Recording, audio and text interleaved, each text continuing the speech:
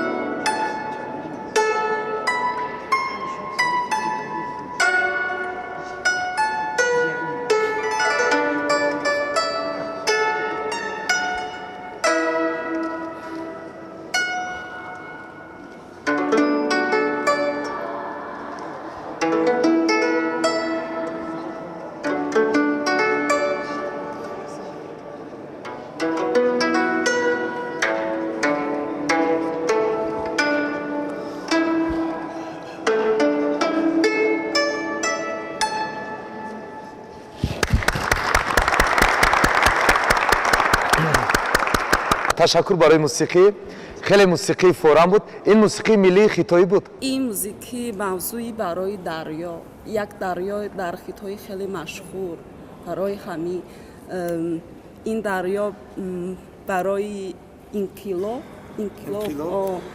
он вақт одамони ҷумҳурии мардуми чин ин дунё маъқул аст. Ман фикр мекунам ки барои ҳамин ин суруд пайдо шуд. ва номи суруд номи мусиқӣ дарё аст. забони тоҷикиро чӣ гуна омӯхтед? ман як бор дар соли нав кати инструмент тоҷикӣ як ҷоя тамбур кардам. ман хеле хурсандам. аммо фикр мекунам ки забони тоҷикӣ ритм форамтар аст. хоб тоҷикистон чӣ гуна аст? ман алкай 2.5 сол дар ҳаминҷа аз центр конфутсия аз донишгоҳи миллӣ ба ман тоҷикистон маъқул аст. барои чӣ маъқул аст?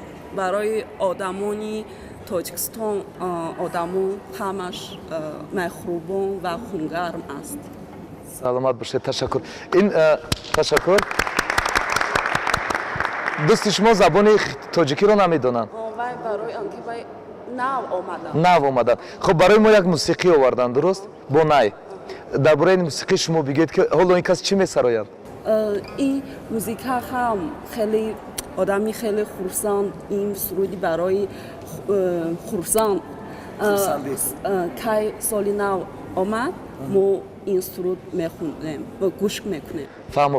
ҷамила бигӯед ки бо забони тоҷикӣ бигӯянд ки салом тоҷикистон. Митан славим хатика юшуа салом тоҷикистон. Салом Тоҷикистон. ана ҷамила бигӯед ки ин кас такрор кунанд ки бо синамо бошед. Бо синамо бошед. хоб марҳамат мусиқии шумо.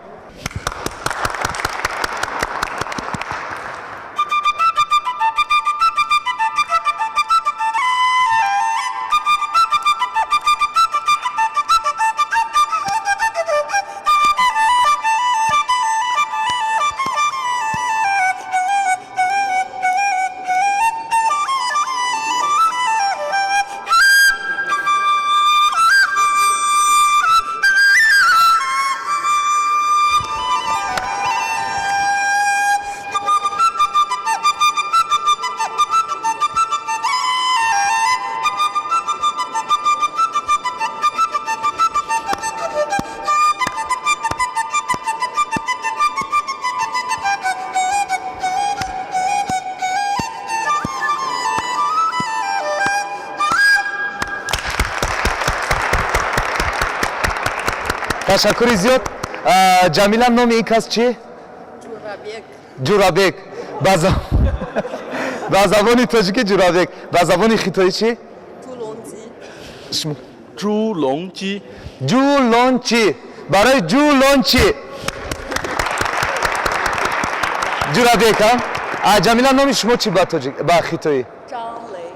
чанле. чанле. ба чанле ва ба ҷурабек ташаккур ки санъати ҷумҳурии мардумии чинро бо маҳорати хеле баланд ба меҳмонони мо ва бинандагони мо пешниҳод намуданд. ташаккур. марҳамат бинишинед ва мо инҷо ҳунар ва маҳорати як дӯсти мо аз гурӯҳи мо аз Федератсияи Русия рақси нела ки дар ин ҷо барои мо ҳамчун як рақси миллии хоси мардуми русро пешниҳод менамояд. марҳамат нела ба саҳна.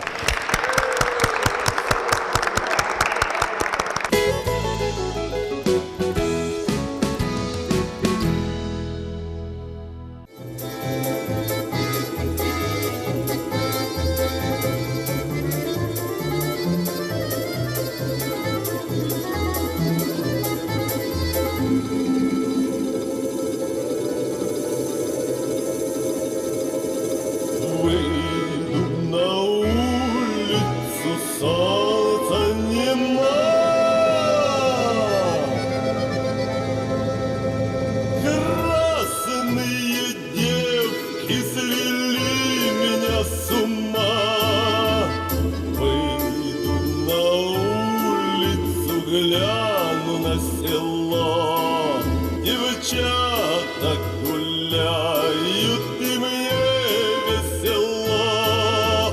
Выйду на улицу, гляну на село, девчата гуляют, и мне весело. воды холодной сердце маслом накидывает.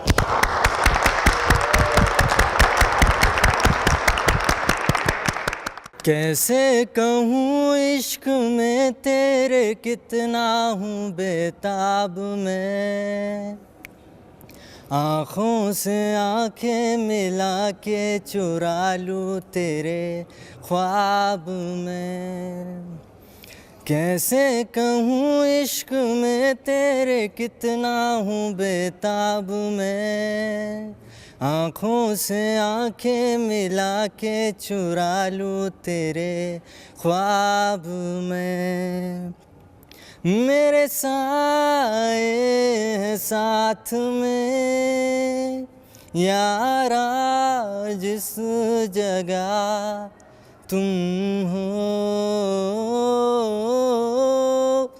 मैं जो जी रहा हूँ वजह तुम हो वजह तुम हो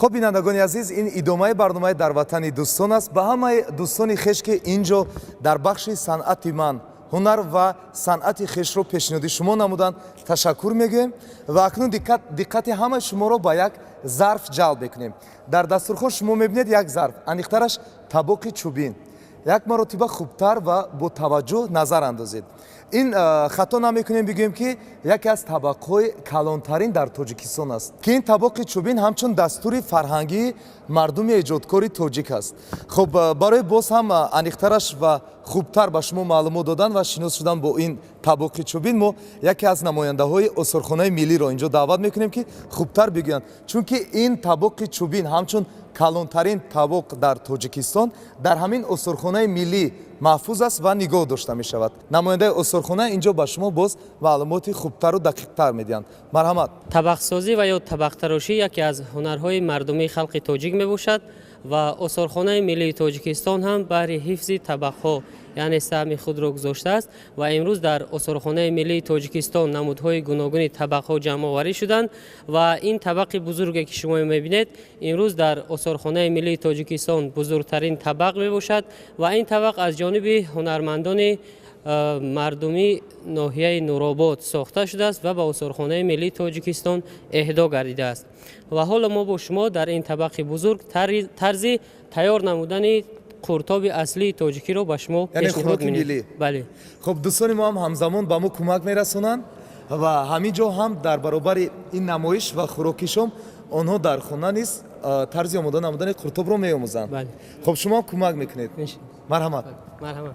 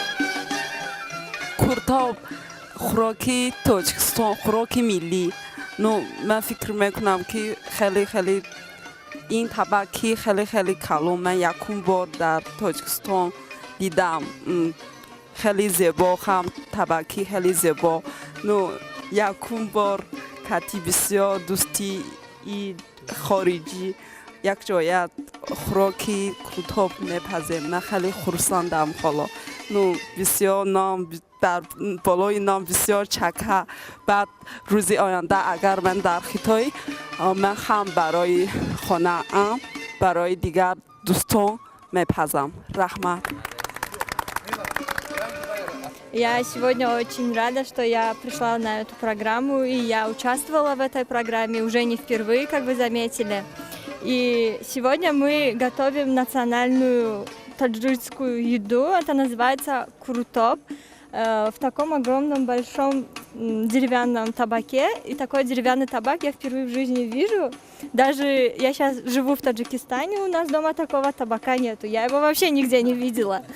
И поэтому я очень рада, и я буду очень вспоминать эти дни, когда я была здесь и ела вместе со своими друзьями очередную национальную еду Таджикистана. من یکم بار همچین چیزی میرم در ایران همچین ظرف کلان و زیبایی ندیده بودم. خیلی برای من جالبه. سنت دستی.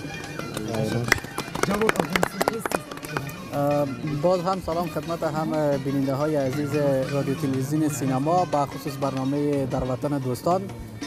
برنامه دیگه ما که در آثارخانه ملی تاجیکستان برگزار شد واقعا خیلی خوب خوش گذشت با دوستا با همراه خارجی های عزیزمان و برای من خیلی جالب بود که واقعا چیزهای ملی و چیزهای باستانی بسیار اعلی را ما اینجا تماشا کردیم. دقیق یک تعداد آثارهایی که افغانستان هم برای کشور دوست تاجیکستان تحفه کرده بود اونا را هم تماشا کردیم و موضوعات خیلی عالی را دیدیم.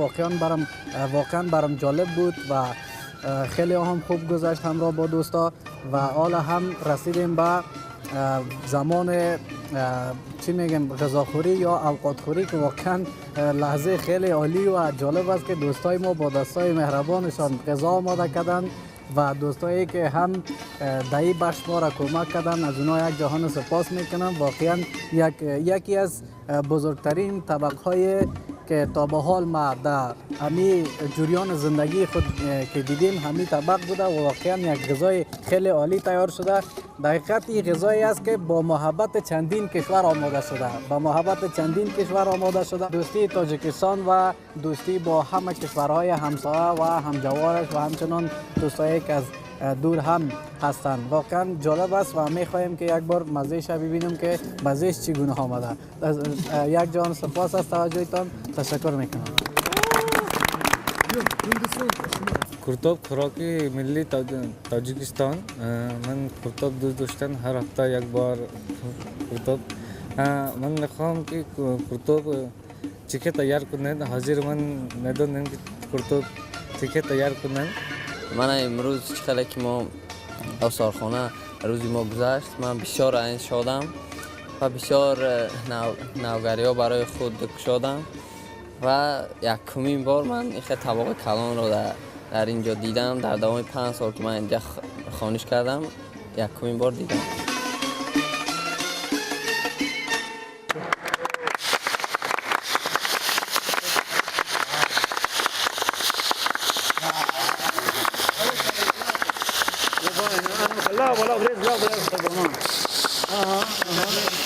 حالا بوی همه جای خیلی بمزه.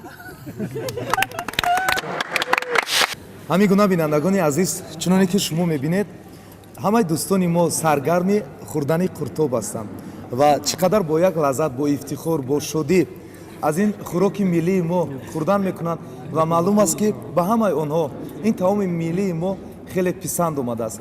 ва ин ҷо мо бори дигар ёдовар мешавем ки барномаи навбатӣ дар ватани дӯстон дар осорхонаи миллии тоҷикистон ки дар ин ҷо беҳтарин ва нодиртарин нигораҳои таърихӣ маҳфуз аст нигоҳ дошта мешавад ва дӯстони мо имрӯз аз он дидан карданд ва бори дигар аз таърих аз фарҳанг аз тамаддуни бои миллати тоҷик ошно шуданд. ҳамеша барномаи рангоранги телевизиони синаморо тамошо кунед ва интизори барномаи навбатии дар ватани дӯстон бошед.